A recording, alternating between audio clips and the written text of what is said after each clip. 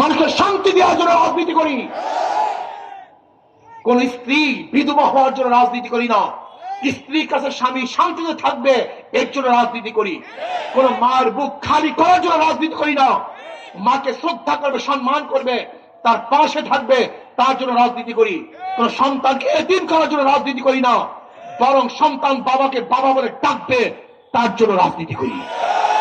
আলী আম্মা সাহেবকে নির্বাচন করেন, আগামী 12 তারিখ নির্বাচিত করেন।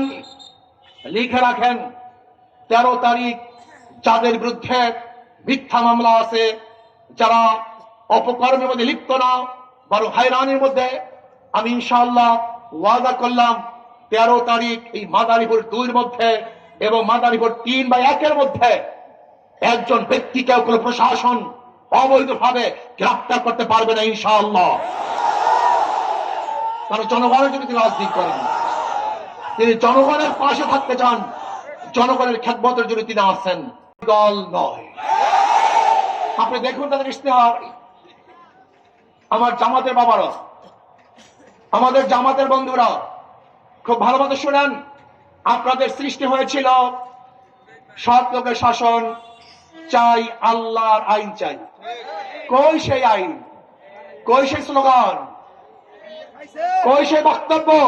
আমরা স্পষ্ট বলছি, যদি আল্লাহ আমাদের ক্ষমতায় নেন আমরা ইসলাম হুকুমাত কায়েম করব। ইসলাম হুকুমাত কায়েম যদি করি কি হবে? মুসলমান, হিন্দু, বৌদ্ধ, খ্রিস্টান, ধনী, গরিব, পুরুষ, মহিলা সবাই শান্তিতে বসবাস করতে পারবে। আমি বললাম দেখেন, জামাতকে ভোট দিবে না, জামাতের এবং তাদের জন্মটাই ভিন্ন। স্বাধীনতার পক্ষে, স্বাধীনতার বিপক্ষে। বিএনপিকে ভোট দেবে না কেন? বললাম যত কেস কামারি, লুটপাট, চাঁদাবাজি সব বিএনপি করছে, কাজে তাদেরকে ভোট দেবে না। এখন আছে হাত পাতা, ঠিক কথা কয় না, লুটপাট করে না, কেসও দেয় না। স্বাধীনতার বিপক্ষে না বরং পক্ষে। কাজী শান্তি পাওয়ার জন্য, মুক্তি পাওয়ার জন্য, জুলুম নির্যাতন থেকে বাঁচার জন্য যেখানে তারা বিজেপি ব্যাপার মনে করবে তারা তাদেরকেই ভোট দিবে।